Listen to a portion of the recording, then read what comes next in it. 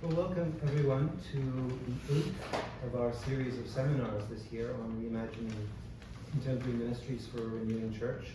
I think it's been quite an interesting series of events that we've had, tackling everything from spiritual direction to intercultural ministry to the handling of trauma in the space of liturgy, and also hearing from Doctor of Ministry students on their interesting research into contemporary ministry projects and so forth. Well, I've been holding out, I don't want to quite say the best for last, but I think maybe one of the things closest to my heart to last year, something which I hope opens up vistas for possibilities of things that we can be doing in the coming academic years and in the ministry that goes forward from this faculty of divinity and school. The intersection between theology and arts, I think, is a much misunderstood one, and it's really interesting that Toronto School of Theology during the pandemic launched a new stream in arts and spirituality, but was thinking about winding it up before it had even finished the pandemic. So I think it's the sort of indication of a subject of some neglect. And I wanted to start us off today. I'm going to read you a poem at the beginning of today and at the end of today, two different poems. And I want to just sort of frame a little bit our discussion around theology and the arts, using these as our kind of bookends to the thing. The poem I want to start off with is from George Herbert, sort of at that cusp of modernity, really. And you'll see why, I hope, throughout today, I've chosen this particular theme. As we look forward in the coming weeks to celebrating Easter or Pascha, this is the Herbert poem, Easter. Rise, heart, thy Lord is risen. Sing his praise without delays, who takes thee by the hand, that thou likewise with him mayst rise, that as his death calcine thee to dust, his life may make thee gold, and much more just. Awake, my lute, and struggle for thy part with all thy art. The cross taught all wood to resound his name, who bore the same. His stretched sinews taught all strings what key is best to celebrate this most high day. Consort both heart and lute, and twist a song pleasant and long. Or since all music is but three parts vied and multiplied, O let thy blessed spirit bear a part, and make up our defects with his sweet art. Why I think that's an interesting poem is that it doesn't take long after the time of Herbert for all that to kind of break down. I think there are going to be many things suggested today for why the arts don't have their proper place within our society under all kinds of possibly socioeconomic and other pressures. But one of the things is actually a theological breakdown that takes place, right? Under the pressure of modernity and the rise of kind of rationalistic beliefs and so forth, the two-story universe, comes in, and Christians reconceive of our faith as a kind of get me out of here, get my soul to heaven kind of scheme, right? As opposed to God who's interested in rescuing, redeeming his creation, and bringing all material things, all things of this world into the new creation, into his kingdom. And the language that Herbert uses here is one in which all of the things of this world, including our very bodies, including the wood,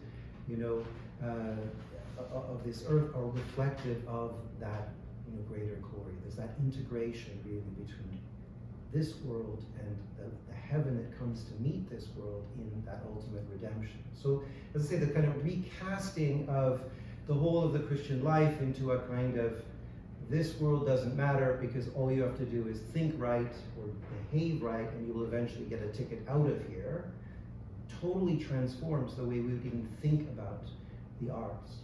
And the value of creation, of sub-creation within God's world, takes a back seat. The arts become the purview really of the aesthetic or the emotional. It's not as important as the discursive theology or even the things of business or things of this world. The arts are sidelined into just a luxury, into something extraneous, and certainly not something lasting. Whereas if we have the earlier, more traditional scriptural view of salvation as heaven coming to earth, of all the good things of this world being caught up into the new heaven and new earth, then everything that's created that is true and good and beautiful is everlasting.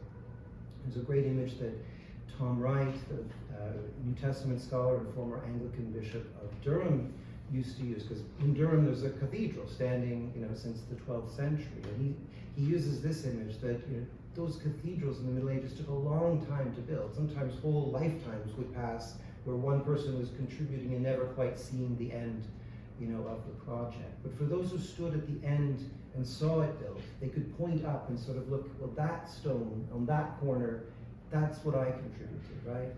And Wright says that that's how we will see the new heaven and the new earth. That all those things that we have done that are good, that we've created, that are good and true and beautiful, are going to be part of that. That they last, that they count for something. This is not just a kind of, test bed and we'll be rescued, out of here. So that transformation, I think, completely changed the way we thought about creativity, about the production of the arts, whether it's architecture, whether it's visual art, whether it's music, whether it's in poetry, and so forth.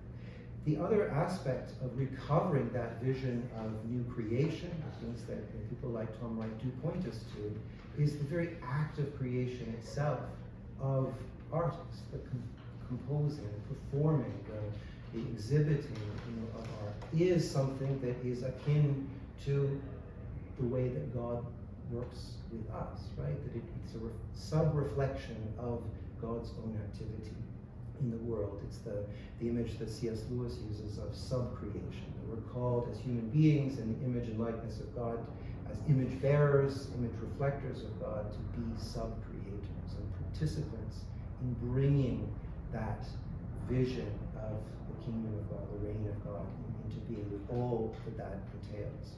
And so I just want to sort of set that up as a kind of wrapping framework here, that what we're still working with, I think, in the kind of diminishment of the importance of the arts as we think about the ministry of the church, the mission of the church, the activity of the church in the world, it has a lot, to do with the fact that in this last few centuries, we've underprivileged those kinds of activities. That what we create as human beings, what we do together collaboratively, and what we share together, that those things do have everlasting value. They're not just, this isn't just a place where we put in some time and a way to ticket out of here. It matters. They truly matter in a theological, soteriological, and creational sense. And that the activity of us as artists, and all of us really called to be artists within new creation. And Paul in Ephesians calls us works of artistry, or indeed poems of God himself, right? That God makes all of us his work of art. And so there's a lot to be said about the arts being reprivileged as an important part of what the work of the church is, and that's why we brought people here today to speak to that point. So I want to start us off by asking Tom Bell, who is music director here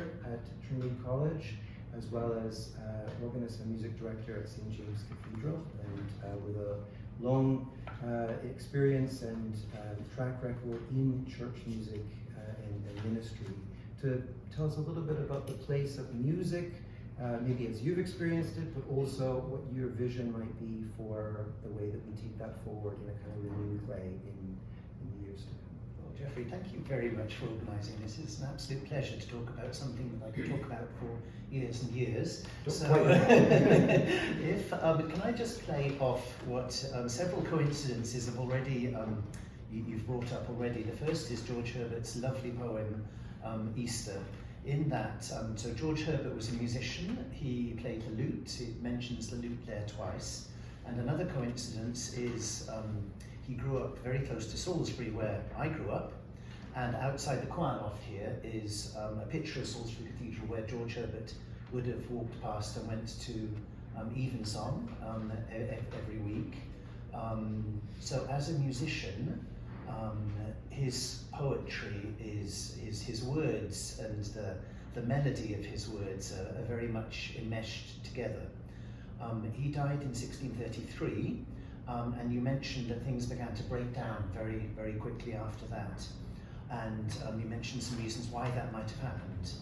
To add to that, I think that perhaps things broke down in the Commonwealth when music was abolished in churches, and it's a very dour, bleak time for church musicians, that music matters too much to all of us. I mean, I think all of us here have such a deep-seated connection to music since we were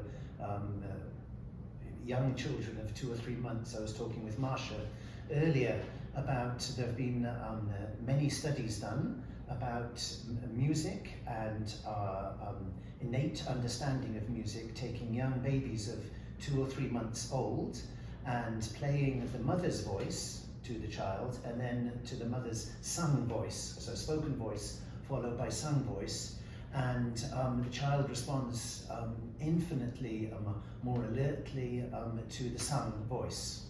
So this has been done on children, both healthy children a couple of months old, and children with various other handicaps. So music is obviously crucial to our humanity as we grow up. So as a church musician, as a working church musician, the number of people that come to me after a service, you know, the hymns were too fast, slow, loud, soft, high or low, because it matters so much to all of us. And I think in the mattering, there is a great gift. So I think part of the problem that we have integrating music and church music into our lives and worship is because it's such an integral part of how we live, and especially, if I might, singing. You mentioned just to talk about both music in a broad sphere, but that would take too long. So if I just restrict my thoughts to singing, singing can be considered as a pathway, I believe, to our spiritual lives as Christians. So when we start singing, we start breathing. The Hebrew word for breath is ruach, and that's mentioned in Genesis 2, when Genesis 1 verse 2, when God breathes over the world and breathes life into creation. I think he moves across the Spirit moves across the waters, and that's a breath. So perhaps that's a breath in singing, God speaking in 1 Genesis, perhaps God sung. I like to think of that. It's the case in the Silmarillion, with Tolkien's version of the same thing. Right. It's sung. Right. So I'm sure that singing, and we start singing with breath. So breath in terms of our health, stress reduction for breath. There are so many exercises people use for breathing, for yoga, in other religions. Buddha breathes, in different ways. So it's not just restricted to Christianity and singing.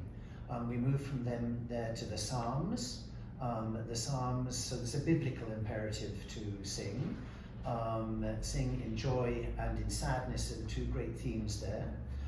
Jesus sang on Maundy Thursday with the disciples when they went to the garden. The first thing they did after the Last Supper was to sing a psalm, which is just it's a beautiful thing, and it also makes it a strong imperative for us to sing. Singing it requires great vulnerability from us. Vulnerability is a spiritual discipline and an important part of our lives. Would to God we all had more of it. It's also singing together is another Christian and community discipline. When we sing together, our heartbeats gradually align. So again, they've done tests on this, and we can show that a choir singing together at a particular tempo, our heartbeats will align. That's just beautiful. Singing requires great discipline in listening. So it's not just our voice, but the reception of others' musical voices are very important. So these are all the quite deep groundwork I see underneath church music and singing. And if you've got anything to add, please just chip in.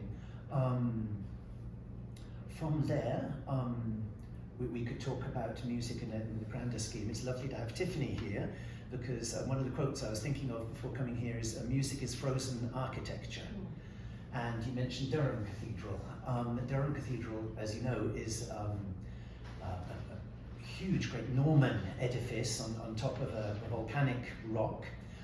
When you go into the very dark building, there are the bottom row of arches are massive, great Norman arches, and gradually the speed of the arches gets swifter and smaller at the top. So the higher arches are much quicker in their one after the other, which is much like the music that was composed at the time, with the bass notes moving very slowly, the middle, the tenors and the altos moving in sort of medium speed, and then the sopranos, or boy voices as it would have been then, moving in very quick notes at the top. So music and architecture are very related there. Perhaps one can think of Taizé music in terms of a cottage. I don't know. I mean, there's lots of parallels that we could draw out here. Thank you. I'm running out of steam. Okay, We'll come back. we'll move into conversation, but we just want to get everybody a chance to say something first here. So over to you, Tiffany, then. Tiffany Robinson, who very recently has defended a doctoral thesis on the relationship between spatial arts and the language that we use to express our understanding of God, as well as in worship, right? And has worked for many years in church ministry, as well as giving some thought to this interplay between arts and theology. So we're really pleased to have you here. So tell us something about the kinds of things you think about. Thank you for having me today. It's a delight to be here and getting to be in conversation about something that is precious to me and a real joy to me as well. Talking about the church, which I love, and the arts and our language and speech about God. As Jeffrey mentioned, I just finished up a doctoral dissertation that grew out of my background in architectural design and renovation, which is what I first studied and worked in for a little while before turning to theological studies. And then since then, my theological studies in some ways have resided fairly traditionally within Christian doctrine, the language we use about God in the church, but with a kind of underlying question all the time of, if the gospel of Jesus Christ speaks to all of created reality, then surely it must speak to our spatial aspect in some way. If sin and redemption is language that we use in all kinds of ways in the church, how might we speak of that when we think of how we construct and shape space? And so that was kind of the presenting question that I worked from, and then started to read in the field where there actually isn't that much, but theologies of the built environment, theologies of place, and trying to come to grips with what's out there, and then some of the theological questions that come out of that. And one of the things that for me, just in my own work, that's been quite a delight in the privilege of having the opportunity to study and think and write, is that as I read scripture and looked at it and began to ask spatial questions of different parts of scripture, I saw exhibited there a divine kind of life, spatial life, that is so rich and that argued for digging into how is God in God's own life with us spatial, and how does that inform us as creatures and how we live? And quite often we locate that question just in the incarnation, in Jesus. Because Jesus came and came incarnate, that's God's spatial life for us, and that's our interpretive frame. And I think that's true, but I also think Scripture bears witness to a way that God is actively in and through our space, upholding it, creating it, making us all the time in such a way that that God's own way of being spatial is kind of encompassing us, but then within that, the place we come to meet him is Jesus Christ. And that's where some of my attention turned more towards the life of the church in particular, and how is it that the space of the church is set apart or is particular in some way for us to meet God. I don't want to, I'd say in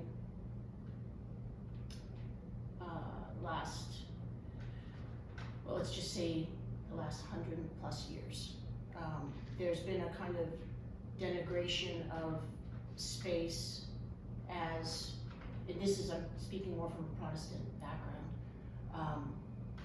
kind of low church Protestant background, that the space in which we gather doesn't really matter, because what matters is what we do or what we believe or what we say in those spaces. But the space itself is kind of neutral. That our life with God is something that we perform or that we know or that we speak, but that where we do it isn't really isn't integral to the thing itself. And this, I think, is informed by all kinds of things, partly what you were speaking to in terms of our soteriology. What are we saved for? And if we're saved for something that's exclusively somehow distant, whether spatially distant, some vision of heaven, or temporally distant, it's something in the future, then it's true, our current spaces don't matter that much. But if the way that God is spatial with us and has saved us and is redeeming us, is something in which we are actually pressed more deeply into our current place and engaging with it more within, kind of coming in line with God's action in a place in our lives together, then the spatial call on us is to invest more deeply in the places that we are, and to find ways to have those places give voice to all kinds of things. They could give voice to our understanding of the redemption of all of created reality. And for this, I think of some of the benefits of the cathedral type spaces that you were speaking to. They benefit from, well, the depth of financial resources required to create places like that, but also the cross-generational skills brought to bear, and the understanding that what we make is not just for our time and even within a generation, for only a part of a generation, but that what we make is meant to be a gift to those who come after us. And so our spaces, I think, are ways of understanding that as people who worship God, people who have been given the grace of God, that we've received that generationally. We'll talk about that in terms of doctrine, but we also receive it generationally in a place, and our church buildings, in a way, are the best poised to hold that heritage and then also to be handing it on. And they can be a way of making concrete the thing that we've received, that will both outstrip our lives and outstrips our understanding, but that speaks to all of created reality. And that way it can kind of locate us within the church cross-generationally, but also in a place. And when we denigrate that, I think we shortchange and in fact somewhat turn our back on what we're being called to do in a place, which is to bear witness to the fullness of the reality of God in that place in some way. And that really, the way we do that can be marked in the ways that we care for and shape the places that we gather to worship. There'd be a whole nother conversation about if you have a place that you gather, then what are you doing? How are you shaping the interior life of that so that it's both focused on the gift, which is basically God's presence with us, but is somehow also shaped to be a servant to the world in which it is placed. And so that kind of claiming a place of meeting with God, but also in that same time giving that place away in service to the world, which I think is part of the mission piece that you've mentioned. I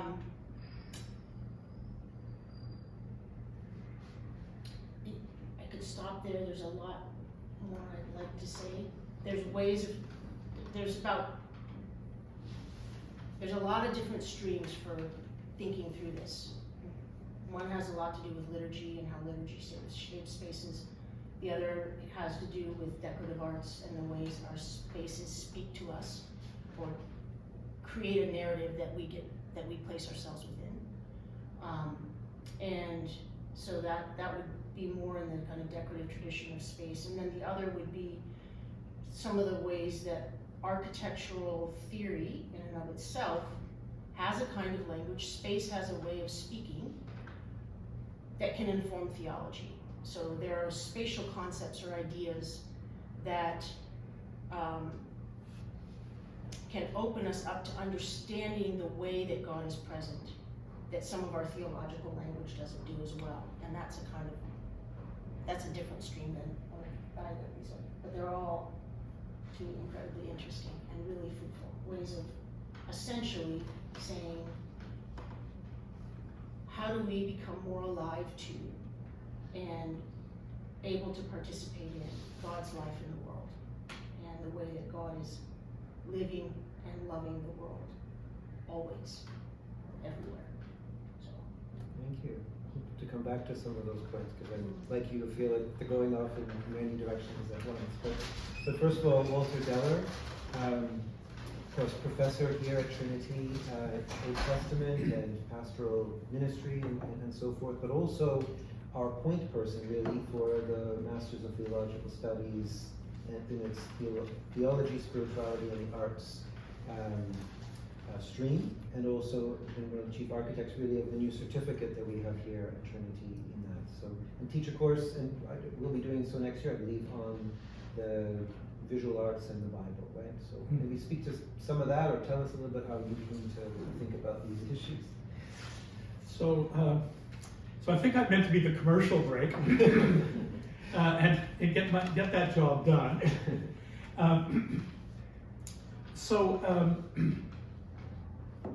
Toronto School of Theology, about 3 years ago, started a stream within its Master of Theological Studies program that addresses theology, spirituality, and the arts. And I hope I remember this correctly. Regis, St. Mike's, Emmanuel, and Trinity participate in this stream. And one of the things we're looking at and are establishing at Trinity is a way to begin to explore this if you aren't sure whether you want to plunge into a degree through embarking on a certificate. It has a shared, the colleges share an introduction, but it is meant to connect with people for whom a kind of major part of their spiritual life, their spiritual engagement is through the arts, and may be curious about how they know that it connects them to God in some way, but they want to explore that more deeply. And so it allows a more focused way to do that. And I must say, hearing Tiffany talk, I would hope we could find a way for her to bring some of what she's been thinking about into as a gift to the expansion of that program. As I've thought about this program over the last year or so, I think there are thousands of people who have this experience of their engagement with the arts, music, painting, sculpture, professionally as architects or fabric artists. There are all these different modes of artistic expression who really do see and experience that in some way as a deep connection with God for them. And I think this is a fairly unique program. We know that if you Google it, almost nothing comes up. And so I'm really hoping that people begin to explore this. As I've been thinking about it, I've also realized there are people who do things like garden. And there's a whole history of gardening, particularly in Islamic culture, the importance of gardens, but also in European culture. Gardens as an expression of people's spiritual being, not just in the sense of gardens that focus on herbs for healing, but simply the way that they express people's spirituality, which is another of the arts, if you wish. And just think, as I've been thinking about people who might find this program of interest, my own involvement with the arts started when I was a fairly young child, and I began playing the piano. But for me, a crucial moment was when I was 11 years old and went to a private school. I grew up in a United Church family. My earliest memory is standing on the pew in church singing loudly, and the people in front of us turning around and looking at me. I think I was probably 3 or 4. But I went to a private school, and at age 11, I discovered Anglican music and liturgy, and through singing primarily, and then began to get interested in playing the organ, and ended up, as you do on the prairies, being sort of dragooned into playing the organ because there aren't a lot of people who can play the organ. I spent 20 years at the parish of St. Martin in the Fields as the assistant organist. And so I have a kind of history with music as an art, and choral music in particular, but also have become increasingly interested in the arts, and I'm interested in the things that Tiffany talked about, because the questions of space and place in theology seem to me to be important. When I worked for the Diocese of Toronto, one of the things that most parishes grapple with at this point are buildings that are either huge and old, or else they were built in the 50s, 60s, and 70s, and are at the point of imminent collapse, because that's how buildings in the most recent period have been built, to last for about 60 years. But also the question, as congregations have dwindled, what do we do with our space? And I know that's been a dilemma, not just here, but in many, many places. And one of the ways we've tried to answer that, I think very correctly, is through seeing them as a place for outreach into the community, through works of, through justice and social ministry.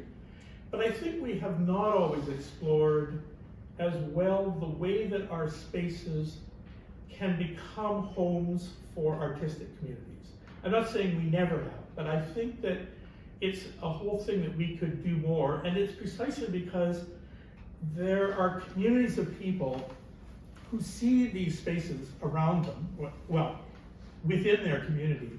They're strange to them in many ways, but because they're there, they view them as theirs, and when they go into them, frequently they have some kind of numinous encounter. Like our sacred spaces, either simply through use or whatever, are numinous. And people experience them as that. And I have that from clergy friends, you know, who know how the neighbors sometimes talk about their church. They don't go, but they see it in some way as theirs. So how do we connect all of that, and particularly the artistic yearnings for God in that community? I'll stop there because probably there's more interesting ideas to pop out. I think that's a really good place to pick up on, because it connects with some of what's already been said here. I mean, I'm sort of picturing that just ordinary neighborhood church, right, that has space, maybe not a full congregation anymore, but what is the relationship between that space and the community, the neighborhood that surrounds that? And how can the arts actually, a kind of retrieval of that fullest understanding of how the arts and theology work together, how can that play a role in connecting the church into the community? I think it's pressing on the creativity, inherent creativity of music and the arts. The church is naturally a very traditional, rather stuck in the mud institution, and creativity and surprise, I think surprise is one of the key elements of any art, whether we're talking about architecture, painting, music, all ballet design. Surprise is integral to artistic quality, and we're scared to lean on our innate creativity as adults, not as children, surprisingly, but as adults. And I think we somehow need to re-educate ourselves, relearn our creative, God-given creative instincts. And it's exciting, but I think we are scared to go there. So I think it's attractive to belong to an artistic community that is prepared to sing new music, new hymns, new works of art on our churches, in our churches, to design these, to design them together. But there's an innate reluctance to do that. But it's built into our Anglican DNA. There, I've said it. Okay. I think too that when I was spending some time thinking through some of the topics for today, one of the things that came to mind was some of the ways that, this is speaking as someone who's worked inside the church, that we operate out of often a position of fear or of control, and a kind of need to, we align what we perceive as the control that might be connected to, say, doctrine or right belief, with how that's expressed, maybe through the arts, let's say through music as an example, and we see the arts as this handmaiden to this other message that's in its best form is doctrinal, and then we read that and try to communicate that through the arts. And I think that, and correct me if I'm wrong, Tom, but I think that part of what you're saying is that actually, well, I think that part of what the arts can allow us to do is that they are speaking to the fullness of being a human creature in the world, and the human creature in its particular place in the created world, as someone who takes creation and lifts it up in oblation and praise to the Lord, in whatever way, through the making of music. I'm not musical at all, so I would have no idea how to do that, but in my background, I had a job for a while as an apprentice to someone who built harpsichords, and I just did the woodworking, but he knew how that object could support the creation of music. And so it was crafting things that we receive from creation into something that lifts up a voice to God. And that in doing that, it's like we pick up more aspects of what it means to be placed within this world that God has given us. And so doctrine, which is my area of study, and I love it, is one way of bringing our speech and our mind and to think critically and to hold the history of the church's reflection on God in front of us and try to work with that for the sake of better speaking God in the world in the time that's given to us. So it's incredibly important. But there are other ways of speaking God too, and I think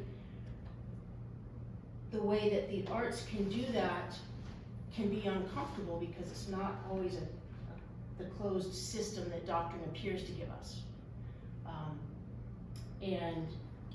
But I think it is one of the ways that we can speak God and almost reach people kind of from the side. You use the word control, and as an artist, as a performing artist, and especially conducting choirs, control is a very dangerous, path. You're always walking on this tightrope of, and in composing or painting, there's a point when you paint. That's a finite point. With control and the act of creativity, it's dangerous. I mean, the crucifixion was a point, the ultimate in lack of control and giving up and submission, which is all necessary as an artist. On the other hand, you have to put in architecture a brick on top of a brick and design. So balancing these two worlds, I think you go from one to the other and back again the whole time. So it's an interesting artistic, and which is what we do when we talk, you know, and I find that interesting. And pray, you know, it's a point of listening in prayer and also speaking. Yeah, it's the same parallel. Which is why I think an artist, I love the fact that you've convened us together to unravel all these different complexities as the artistic life and the Christian life are beautifully enmeshed and have a missional value and an educative value. And as academics, we're all in the process of trying to put flesh on thoughts and words on thoughts in a slightly controlly way. And that's difficult. Thinking about this intersection between gospel and culture, church and world, or that beautiful image that there's a Japanese theologian whose name escapes me right now, but talks about it being an estuary, where the sea water and the fresh water meet, which is always a place of vibrancy and new life and new possibilities and everything. So that although we're often trying to keep the church as the pure river, away from that dreadful and dangerous sea, that actually allowing estuaries to form, is quite beautiful and quite life-giving. Is there a way in which it's not just simply a matter, from what I'm hearing you say, of here's a tactic, a strategy we can use. We have the gospel, we want to give that out, so let's use this method because we can hit people from the side. That's not what you're meaning at all. But what is the role of theologians and particularly of artists who are in theology, like the three of you, to even engage with the art of the world rather than starting from just the church's art? Like, is there a sense in which being attentive to what is always and everywhere a human race that is creative and productive, and even when it is downplayed and sidelined, it's still there? What is the role of theology, or even in church ministry? Thinking again of that neighborhood parish, whoever's in leadership there, going out into that neighborhood and saying, what is already in play? What are people doing? What are they gardening? How are they cooking? How are they painting? How are they sculpting? How are they making music? What about that intersection? Is there anything that you've thought about in terms of that? So I may take this in a direction you don't want, but I think one of the things, I was saying this to Tiffany just before we began, I think one of the things we've lost in the contemporary church in many cases is our architectural language of transcendence. And there are a lot of reasons why that happened. Some of them economic, some of them I think theological, a kind of move in the 1950s and 60s to a particular kind of way of imagining the life of the church. But I want to talk about a building in downtown Toronto. I think it's Commerce Court. I'm never sure of the name. It sort of joins a bunch of large, powerful financial institutions. And when you walk into it from the east side, you experience the architectural language of transcendence. It's like a cathedral. It's a huge, tall, open space that stretches a long distance, glass ceilings, light. Place. Is it Brookfield Place? I think that's what you're talking about. It's just north of Yonge and. Yeah. Okay, Well, yeah, okay. And it includes an old building within it. Yeah. So there's this gigantic space, and it uses that kind of language of transcendence because that's what capitalism is in our culture. But the first time I walked into it, at the back of it, as you walk in from the east side, there's a gigantic pool with water. And it reminded me instantly of the great baptismal pool at St. John's Collegeville in the United States. So there's this huge pool at the east end of this building, building with all this transcendent light and everything going on. The pool is surrounded by spikes, triangular spikes of metal facing the inside of the pool. Now, my weak theological mind instantly thought, that's an anti-font. This is a cathedral to a religion that only wants some people to get in. That's the difference between a font and an anti-font. Anybody can get into the font. And I still think, whether it was the intention of the architects or not, that there's a theology being expressed there. Now, so that's an estuary where I would say there's some brackish water. But I do think it's also in the way we apprehend buildings out of our experience of the church that we sometimes see them differently. But I'll toss it over to others.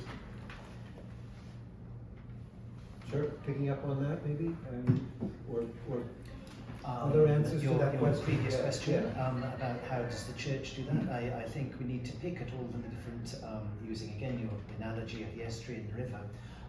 There are so many gifts which are being given to the church from the outside sea in terms of multicultural music, in terms of the number of people that are creating beautiful music to bring that in, and other arts. So it's to people and Yeah.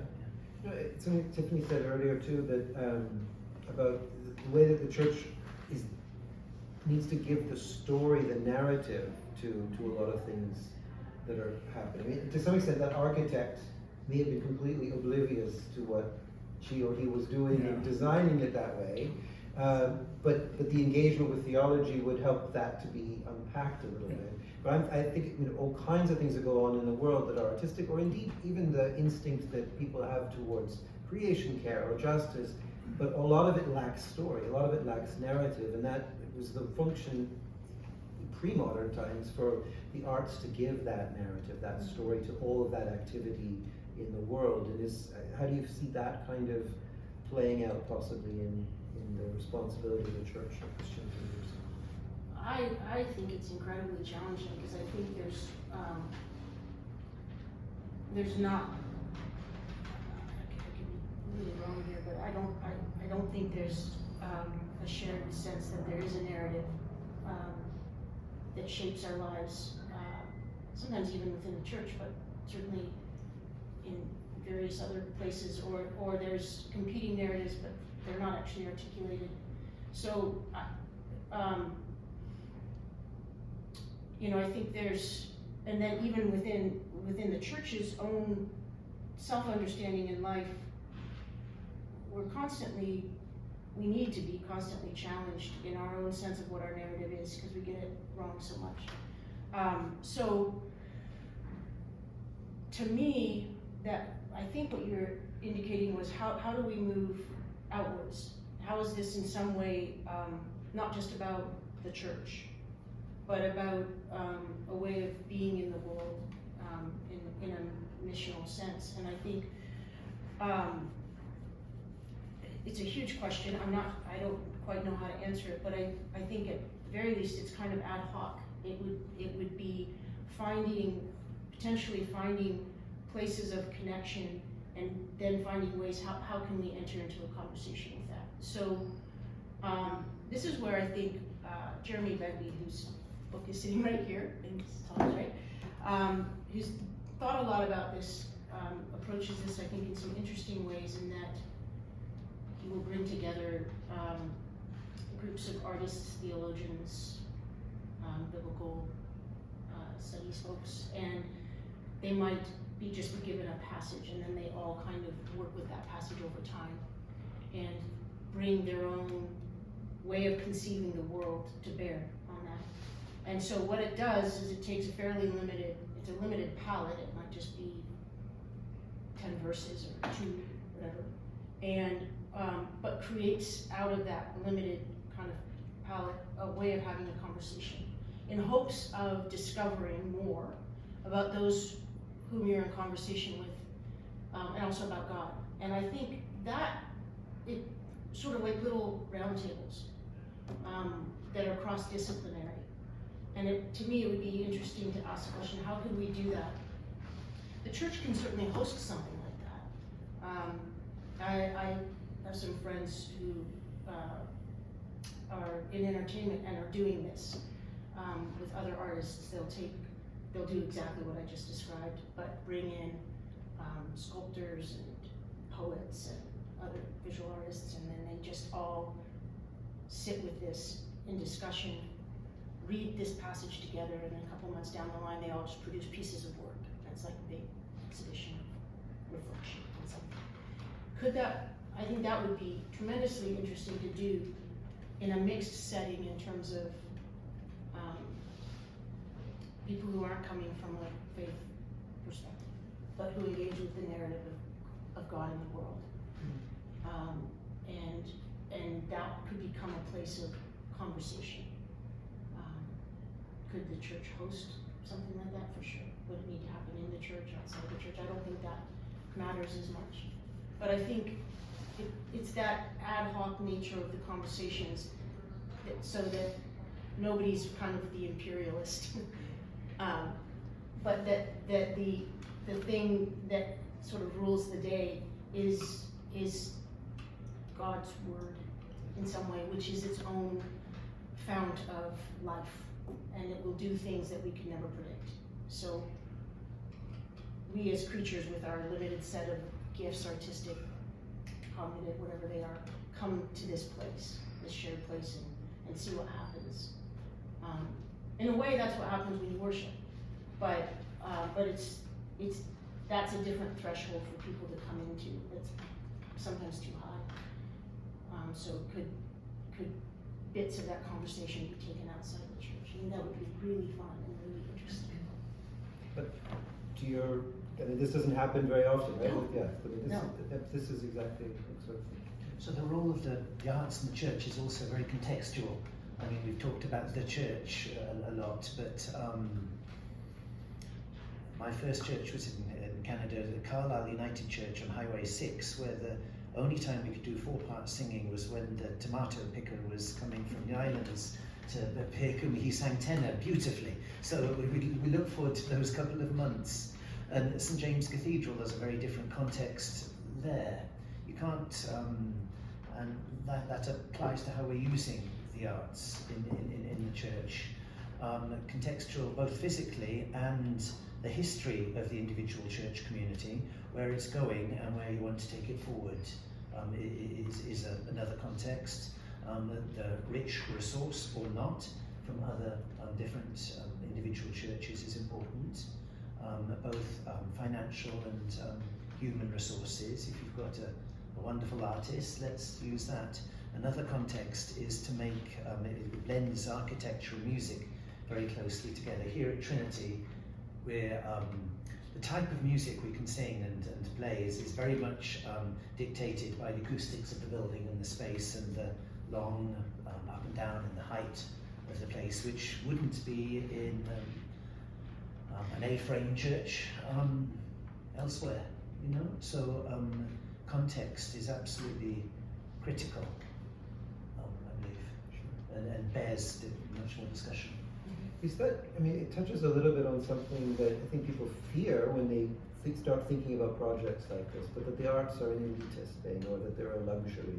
So they are therefore more associated with a well-resourced cathedral, or not that every cathedral is well-resourced, but that's the kind of idea in mind. Is there a way that we can encourage even what appear to be under-resourced small community churches to still think along those lines? Because I think everything you were describing, Tiffany, is possible as long as the church is properly embedded and involved, engaged with their community, right? I mean, the resource may not be in the church and the choir that day, but there could be in the community, things that you can...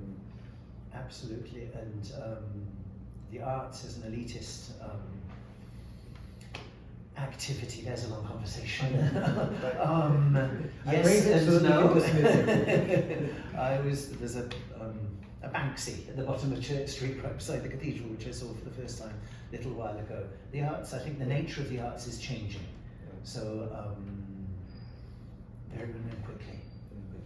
Well, and often, I mean, things that were popular were then reinterpreted as yes, absolutely. Yeah. I mean, a lot of stuff Bach did was for a small church and you know, to be used in church by real people, not necessarily only in concert halls by people paying hundreds of dollars, you know, down the line. Yes, we have Chris from the Trinity Bach project here, who would talk about Bach's use of Lutheran chorales, for instance, which was ones they knew everybody, and then put them in a different, more elitist, sophisticated contexts, beautifully blending the two. Yeah.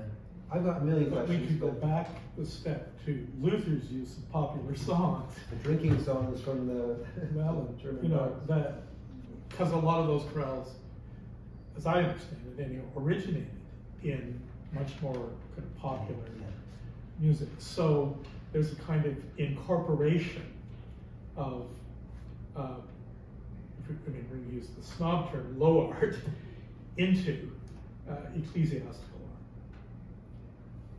art. I have many ways I could take this conversation, but I'm mindful as a lot of people here might want to ask questions and continue the discussion. Anything anybody wants to put to any of our panelists or to all? Just first an observation, I've been intrigued by all of it, but I've been really intrigued by the architecture of it. And Walter talked about almost commoditization and how we use our buildings with diminishing congregations. And I have had a fair bit of church work, and you want to do some building work, and people would complain about $10,000 or $20,000 and having to come up with that. And then I look around at public works projects, from casinos to sports venues to airports, and I think they reflected what you talked about in the 50s, 60s, and 70s, very utilitarian. But if you go to those new ones, they are built absolutely beautiful. There's a majestic sense to it. You go into a casino with the high ceilings. I'm not saying it's a good place or anything, but there is something. You go to airports and there's art and open and life. And if you go to a new stadium now with the use of light and some of the architectural display, there's a majesty to it. And I think it's really sad that we can discover these in kind of non-religious public places that we all share. And we've lost a lot of the sense of it in our church, just, I think, really from an economic perspective. We don't have the money to build those anymore. Though I do look in Oakville, and the 2 new Roman Catholic churches they built were absolutely gorgeous. I don't know if you'd say that about our New Anglican churches in Oakville, but that's a whole other conversation. So there are some pieces of it, but a lot of it seems to have been lost because of the economics, and we gather publicly in different spaces. So just an observation as I listen. The second, I was really intrigued by your comment about architecture and language in and around God and what it could teach us. And I don't know if you could give us another minute on that. Words that are not found in our doctrine, as you said.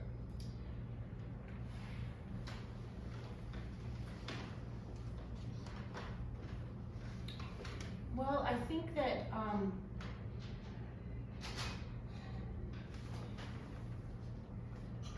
there's a couple ways to go at it. I think one of the main ways I've thought about it is, because this is the way it's talked about a lot in what's already written, is the transcendence and immanence language about God. That and the presumption that transcendence means a kind of distance to God. That is indicative of God's, not that God's otherness from us is a kind of distance, and that then God's immanence is his experienced intimacy with us, and that these are set up as God's spatial ways of being with us. And you can see some of that, and that's a spatial picture, presupposition about how God is with us. That I can see why it happens. I'm not sure it does justice to how the Bible talks about how God is with us. So, and that has sometimes you can see it in some newer, I'm not denigrating new music, because there's a lot of contemporary music that I like, but some contemporary worship music, you see this sense of our language, what we say is going to pull God down into this kind of intimate experience with us, as if God needs to be pulled to be near. And so, spatially, trying to come to grips with the fact that our spaces can speak, yes, of God's otherness, God's being more than us as creatures. So the ways that cathedrals, these grand spaces that you speak of, can speak of something that outstrips us, bigger than us, both in the sense of from individual to community, but also creature to creator. There's something that's larger and more than us. And at the same time, can that space kind of ground us in the place where God does promise to meet us, which is a kind of intimacy. So this is where I think, if we're talking about church architecture, the best architecture does both of those things. It's indicative of something that I'm using the language of outstrips both temporally and spatially. It's more than us in our particular moment. But that within that, God deigns to meet us here, now, in this place, in this way. And I think this is where we get into talk of sacraments and where we locate that meeting. But that it's a gift that's given and already promised. It's there, and it's in a place over time as people gather to that place. So our spaces can be indicative of how we see God. And this is where I'm going to go more in a negative direction. A space that's supposedly neutral, that it doesn't matter where we meet. We can just pick a place and have church there. Well, I think, yes, clearly, we can do that. But if that's done out of the conviction that the space doesn't matter, I think that's where we're saying that the place that God meets us is when we choose to gather and meet and do certain things. That's when God shows up. And God has actually said, no, I'm the one who initiates coming and being with you in a place. And I choose to meet you here. Primarily, I choose to meet you in Jesus. So where do we gather to Jesus? Well, we gather in our corporate worship. So our places really do matter because of God's initiative to be there, but also God's freedom to be more than that place. And I think the best spaces kind of are able to communicate both those things. I don't know if That's helpful, touches thank you. at all. I'm just intrigued by the concept, so thank you. I think, to pick up on what Tiffany was just saying, I think one of the places in the church right now where we're being challenged to think about God and place and space in some different ways is in our, I'll say, re-encounter with Indigenous people, for whom place is important spiritually and as a place of encounter with God. And kind of pressing us to think about that encounter with God in some ways that we haven't, at least in the modern world. And that's actually interesting because the point about control, right?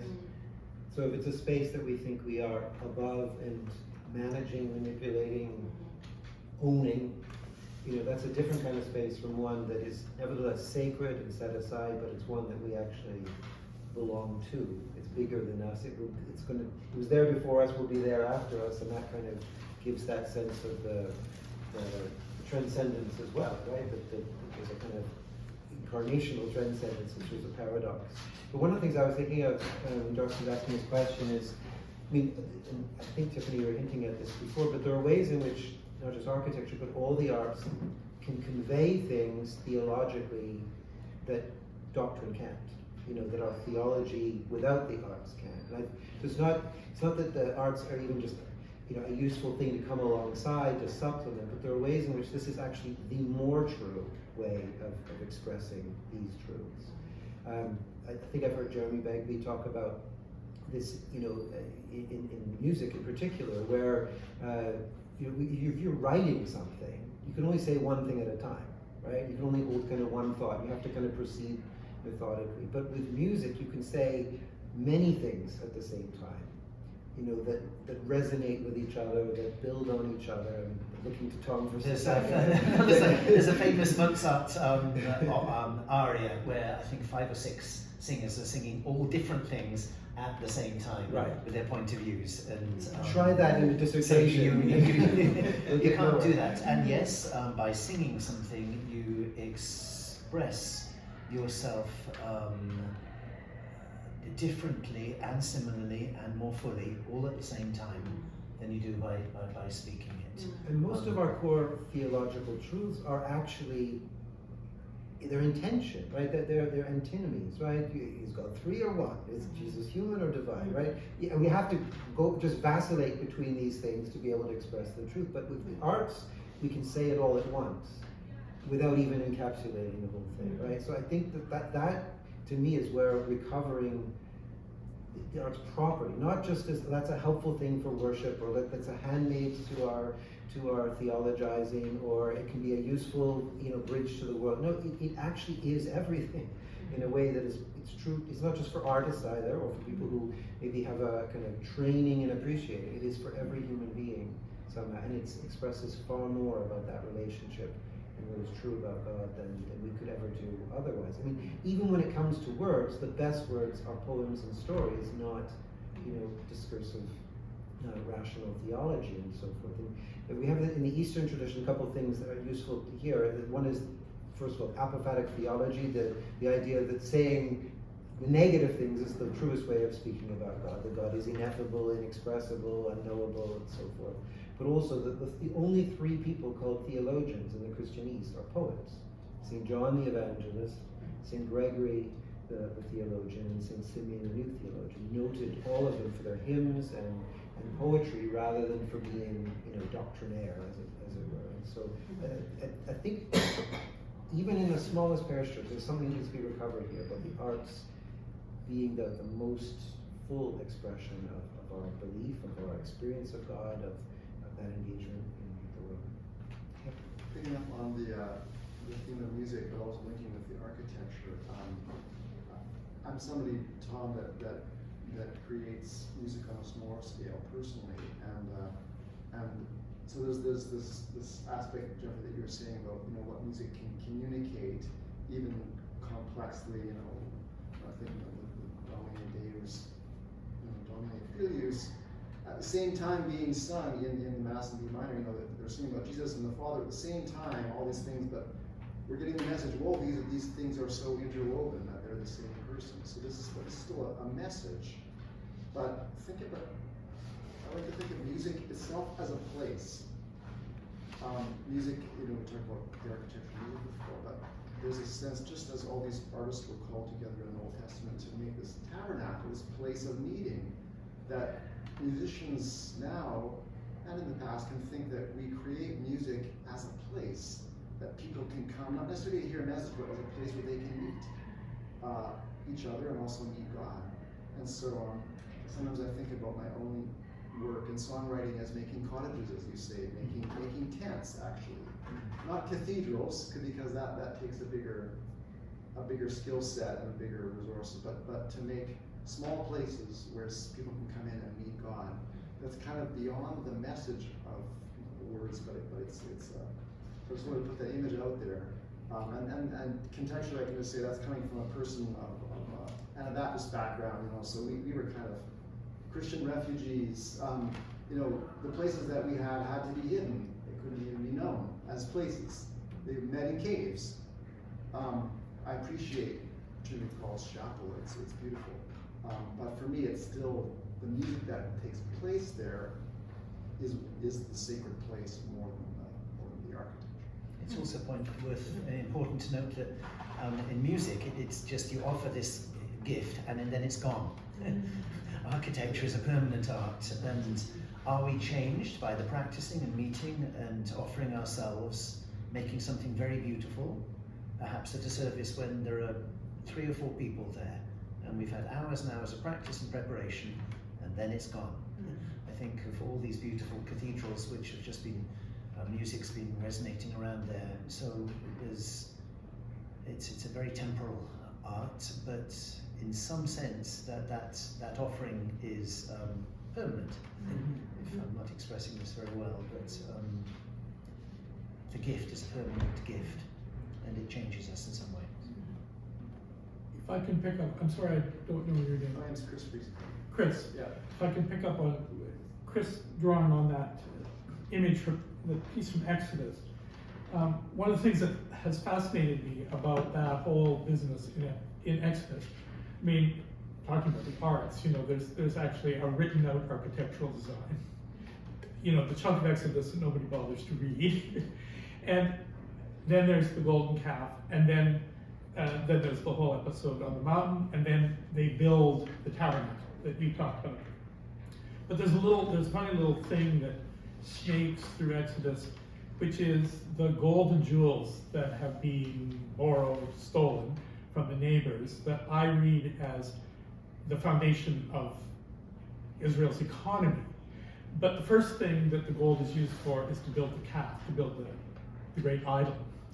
But then when they come to build the tabernacle, they all give their things. And to pick up on your what you said, at the end of the building of the tabernacle, they discovered there's this huge surplus. That this coming together of people in this creative thing actually creates more, not less. I'm interested too in picking up on what both of you just said, and Tommy talking about the temporal nature of the gift of music, that you give it and then in a way it's gone, but in a way it's not. And I would say Yes. I would say it's not gone. Yeah. And it's the question that poses for me is again is sort of a question about the way, the nature, how is God present in the giving of what you give in making the music. So if God's Spirit is present in the making of that, God is not bound by the way that time recedes for us. It takes things away from us, right? So we see something fade historically, because we're creatures, we're bound by that kind of creaturely fading that ultimately comes to the point of death, but God is not bound by that. So I wonder, the question of sacred space is something I've kind of grappled with for a while, and I don't know quite where I land on it, but I wonder if something in there is that God's persistence, God's not subject to that fading. So that there's a way in which that music is still held in a place, and there's a way in which the place is changed by it. We just might not have the capacity to see it in a given time. For us it fades, we produce, we move on, but there's some way in which God's economic work is to hold it in that place, and that people somehow experience it. Yes, and beauty has been created. And I think, had we got another hour, the conversation about beauty and what is beauty and how do we put boundaries, if we do, around definitions around what is a beautiful building, a beautiful work of art, would bear fruit. We are changed, though, by the making of the music, and in our vulnerability in singing and expressing ourselves, we are changed, and in our vulnerability become, be very careful here, a little bit more Christ-like, or God-like, broken and therefore accessible. Yeah. It's a powerful message to reflect on. Is the word ad hoc came up earlier, and temporal, and I think a lot of what maybe smaller, declining, self-defined as declining churches experience is ad hoc and temporal, and it feels like it's makeshift, and it's maybe not at the heights of beauty, and maybe it's not that worth doing. Maybe we'll just go to a said mass rather than try to sing with our few voices or whatever. But it's important to realize that point, that actually whatever of it is beautiful, is nevertheless transforming of us, is nevertheless going to perjure. And I just like that image of thinking that in the new heaven and new earth come down, the new Jerusalem, we will recognize even what was makeshift and temporary and ad hoc in all of that, because all that is good and true and beautiful will endure, because God has held it for us. So I think these are worthwhile messages that we can build on and incorporate into our ministry as we go out into the world. I mean, I think there's a lot of conversations to be had. Tom, you've alluded to that, but we want to make sure that built into the heart of the Toronto School of Theology and Trinity and everything we're doing to form people in ministries is a real sense that this matters. This isn't just a skill that you need to pick up because it's going to help you get your job done, but this actually is the core of what people are being called to do in their engagement with the world, and to be that beautiful thing that God has called us to be, to reflect God's image to the world and the world and its creation back to God in praise and thanksgiving. So I don't know if any of you have any things that you wanted to say that you didn't get a chance to say today. We've got a million other conversations yet to come, hopefully, but I do want to close with the poem that I promised, and that, I don't know how many of you know the Irish poet Michael O'Shea. He is, I think a lot of people are recognizing, one of the most important writers of the last century, and his work, his sort of magnum opus, is the 5 Quintets, which came out a couple of years ago now, and that might put you in mind of T.S. Eliot and the 4 Quartets, and of course there is a kind of deliberate picking up on that. But the thing to think more of is actually Dante, the Divine Comedy, because where Dante stood on the kind of cusp of Renaissance and then modernity, kind of looking at the falling away of the medieval world, so O'Shea sits at this kind of late modern stage, critique of modern, postmodern, whatever you want to call it. It's a really interesting work. It's over the 5 sections of this. It's a kind of meditative dialogue and engagement with all the main figures of the last 400 years. So he engages with artists, and then economists, and then kind of politicians, scientists, and then finally what you might call theologians or philosophers. And through that is trying to make sense of humanity, of God, of what the world is like today, in a similar way to the way Dante did at the end of the Middle Ages. But I just wanted to read to you his epigraph to the thing, so it's a kind of superscription on the whole thing, which is an invocation to the figure Madame Jazz, who is the kind of instantiation of God's creative energy in the world. Madame Jazz is the muse to the poet here, but the fact that it's jazz, I think, is really important, right? Because that's the sense of improvisation, of the traditional understood as the old always becoming new, that renewal that the arts enable us to have in engagement with the world. And if you listen carefully to the epigraph, you'll hear all 5 of the elements brought into play. arts, economy, politics, science, and theology. So, be with me, Madam Jazz, I urge you now. Riff in me so I can conjure how you breathe in us more than we dare allow. In words and hues and tones, please, Madam, blow. Play in me the grace I need to know, how in your complex glory we let go. Show how an open hand is worry-free. Spark again your love's economy, your generous first words spoken, let there be. Enhance our trust in hard-earned betterment. Humbler world we may in turn augment in long adagios of increment.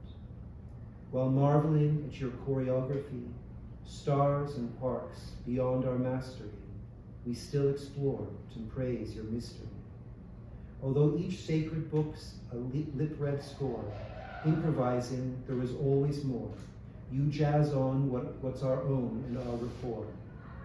Each solo and ensemble of a piece, grooves and tempos shifting without cease, we flourish in a syncopated peace.